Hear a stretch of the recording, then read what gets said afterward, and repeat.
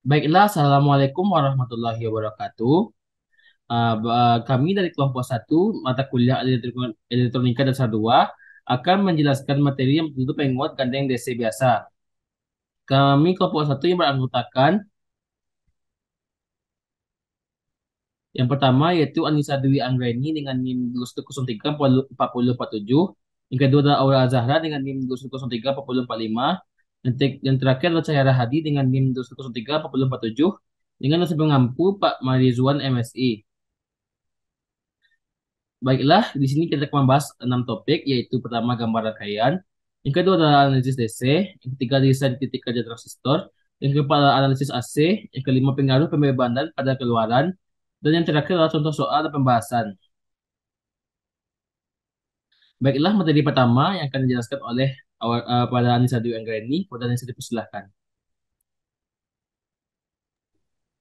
Baiklah, terima kasih kepada moderator telah memberi saya waktu untuk menjelaskan materi tentang gambar rangkaian, yang mana dapat dilihat pada PPT kami, gambar rangkaian penguat gandengan DC biasa ini.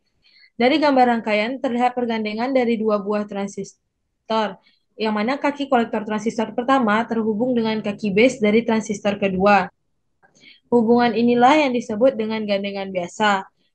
Penguat gandengan DC biasa ini juga disebut sebagai penguat gandengan kolektor base. Tujuan dari penguat gandengan DC biasa ini adalah untuk mendapatkan penguatan arus yang lebih besar. Eh, Pada penguatan gandengan biasa, sebuah tahanan RC dipasang antara catu daya dengan kaki kolektor. Tahanan RE1 dipasang antara kaki emitor dengan kapasitor pintas. Dan tahanan RE2 paralel dengan kapasitor pintasnya. Dan tahanan RE2 ini dipasang antara kaki emitor transistor kedua dengan ground.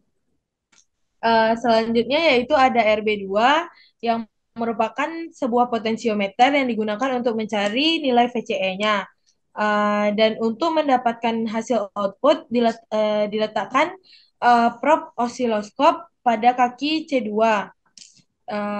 Lanjut. Selanjutnya yaitu tentang analisis DC. Pada penguat gandengan biasa, catu daya VCC dalam rangkaian berfungsi untuk mengoperasikan transistor pertama dan transistor kedua.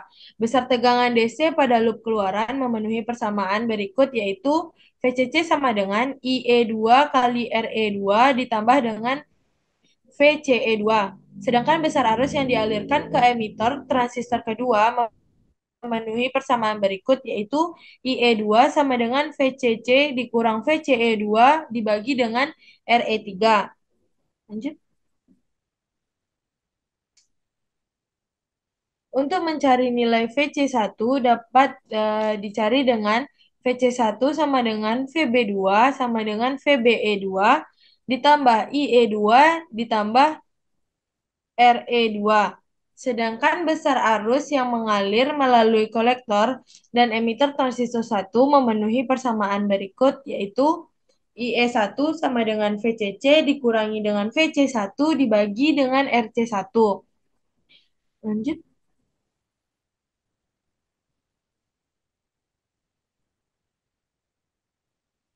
Eh, Dari persamaan di atas, kita dapat melihat bahwa arus yang mengalir ke emitor transistor kedua atau T2 dipengaruhi oleh tahanan RE3-nya. Dan dengan adanya tegangan antara kolektor emitor, arus akan semakin kecil ketika tahanan RE3 semakin besar. Ketika VCE sama dengan setengah dari VCC, maka titik kerja dari transistor kedua akan bekerja pada tengah-tengah garis beban. Jika dilihat pada rangkaian, kaki kolektor transistor satu terhubung dengan kaki base transistor kedua, yang berarti tegangan antara base transistor kedua akan sama dengan tegangan antara kolektor transistor pertama dengan ground. Sehingga besar tegangannya dapat dituliskan berdasarkan rumus di bawah, yaitu VB1 sama dengan VBE1 ditambah IE1 dikali dengan RE1 ditambah RE2. Lanjut.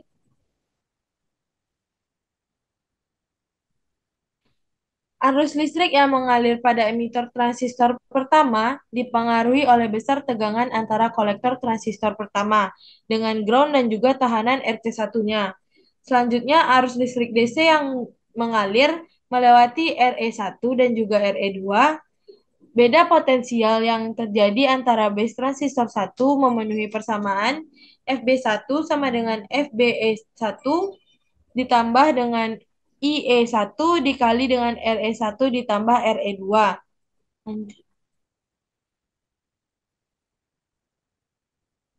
Lanjut. Eh, Baiklah, sekian yang dapat saya sampaikan. Saya kembalikan ke moderator. Baiklah, terima kasih kepada Anissa Dwi Anggrani yang telah menjelaskan materi satu dan kedua. Selanjutnya materi ketiga dan keempat yaitu yang akan dijelaskan oleh Aura Azahra. Kepada Aura Azahra dipersilahkan. Terima kasih kepada moderator yang telah memberikan saya waktu untuk menjelaskan materi selanjutnya. Materi selanjutnya yaitu tentang desain titik kerja transistor. Dari gambar di samping kita dapat melihat bahwa titik kerja transistor terbagi menjadi tiga, yaitu daerah cut off, lalu aktif, dan saturasi. Untuk daerah cut off, uh, memiliki tegangan maksimum dan memiliki arus yang minimum. Lalu untuk daerah saturasi memiliki arus yang maksimum dan tegangan yang minimum. Dan untuk daerah aktif itu berada di antara tegangan di antara cut off dan saturasi. Titik kerja dari transistor agar berada di tengah-tengah, tengah-tengah, maka nilai FCE harus dari FCC atau dapat ditulis dengan persamaan yaitu FCE sama dengan setengah dari FCC. Selanjutnya,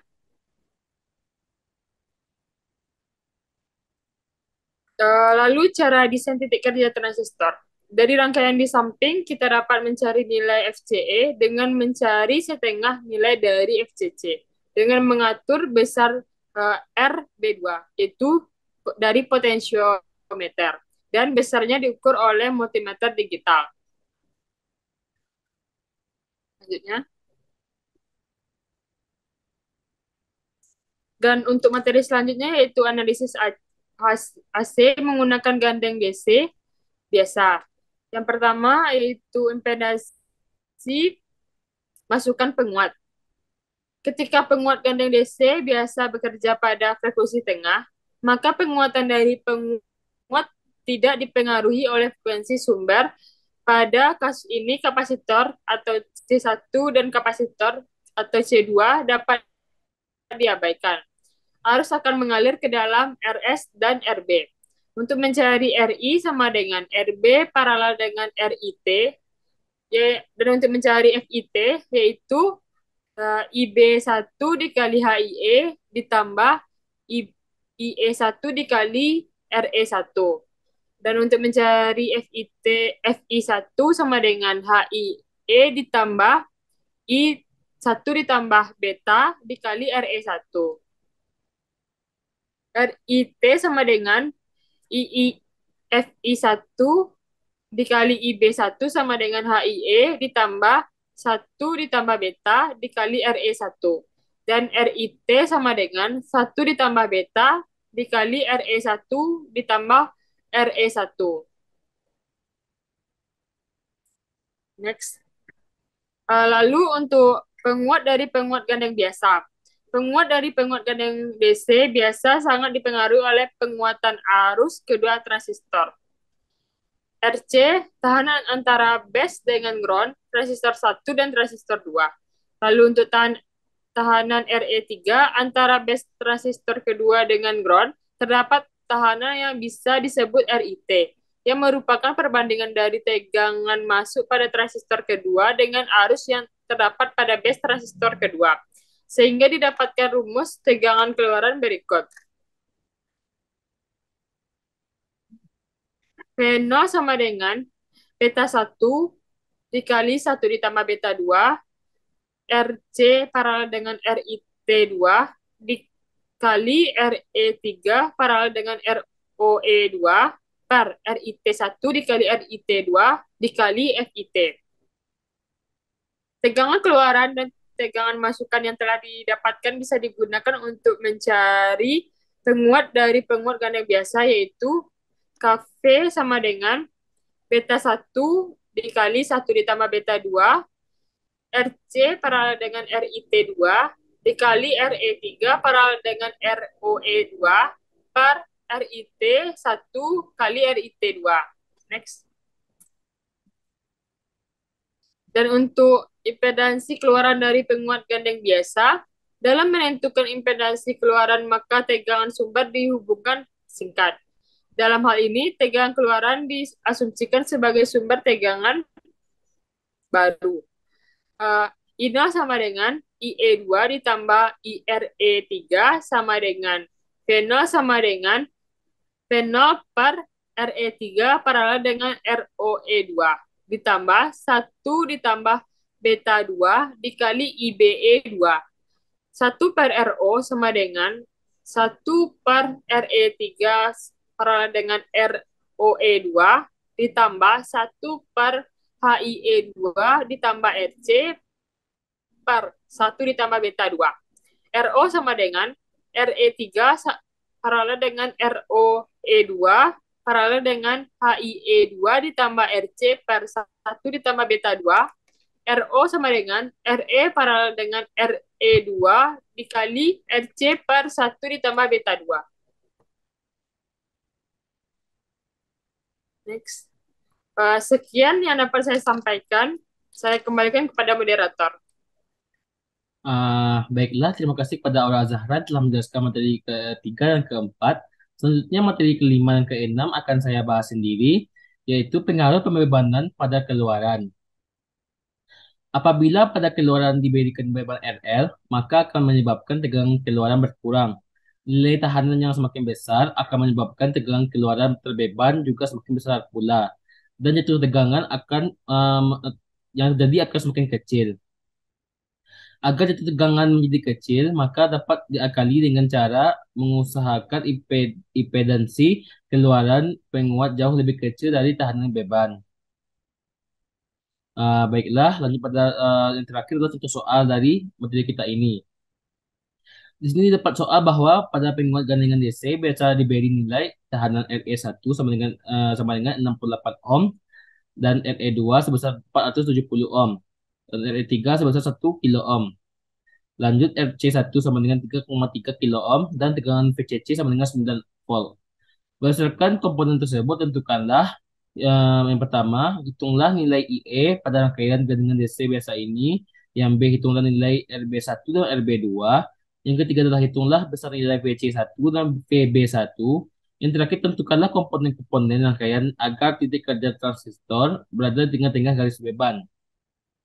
Lanjut, yaitu pertama-tama kita akan menentukan titik kerja terlebih dahulu. Untuk menentukan titik kerja yang diinginkan pada garis beban adalah kita meletakkan transistor agar bekerja di titik tengah garis beban. Untuk menghitung titik kerja pada garis beban, kita dapat menggunakan rumus VCE sama dengan VCC dikurang 1 IC dikali RC.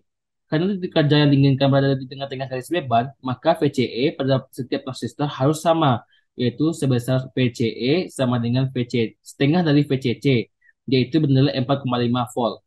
Yaitu langkah pertama kita lakukan adalah menghitung nilai IE pada rangkaian gandengan biasa ini. Pertama kita akan mencari nilai IE2 terlebih dahulu, yaitu VCC dikurang VCB2 per RE3 dengan besar nilai yaitu 9 dikurang 4,5 per 1 kilo ohm sama dengan 0,045 miliampere. Yang kedua kita akan mencari nilai IE1 yaitu VCC dikurang VC1 per RC1 sama dengan 9 dikurang 4,5 volt per 3,3 kilo ohm, yaitu setelah dikali hasil perhitungan sebesar 1,15 miliampere. Lanjut, setelah dapat nilai itu, kita dapat mencari nilai dari nilai hitung RB1 dan RB2. Untuk RB1 memiliki rumus sama dengan S dikali VCC dikali RE1 tambah RE2 per VB1. Yaitu nilai S sebesar 10 dikali dengan 9 volt dikali dengan 0 perjumlahan hasil perhitungan dari 0,068 ditambah 0,47 kilo ohm per 1,32 volt. Sehingga didapatkan hasil sebesar 36,68 kilo ohm. Lanjut kita bisa mencari dari RB2 yaitu S dikali RB1 dikali dengan penjumlahan dari RE1 tambah RE2 per RB1 dikurang S dikali dengan penjumlahan RE1 ditambah RE2 sama dengan 10 dikali 36,68 dikalikan hasil penjumlahan antara 0,068 ditambah 0,47 kilo ohm per 36,68 dikurang 10 dikalikan dengan hasil penjumlahan 0,68 tambah 0,47 kilo ohm. Sehingga hasil penjumlahan tersebut menemukan hasil sebesar 197,3384 per 31,3 yang dihasil akhir baginya adalah 6,3 kilo ohm. Lanjut, setelah kita menemukan nilai RB1 dan RB2, kita akan mencari nilai VC1 dan VB1. Ya, yaitu nilai VC1 sebesar diperoleh dengan hasil rumus yaitu 1 IE2 dikali RE3 ditambah dengan VBE yaitu dengan nilai 4,5 miliampere dikali dengan 1 kilo ohm ditambah dengan 0,7 volt sehingga hasil akhirnya adalah 5,2 volt.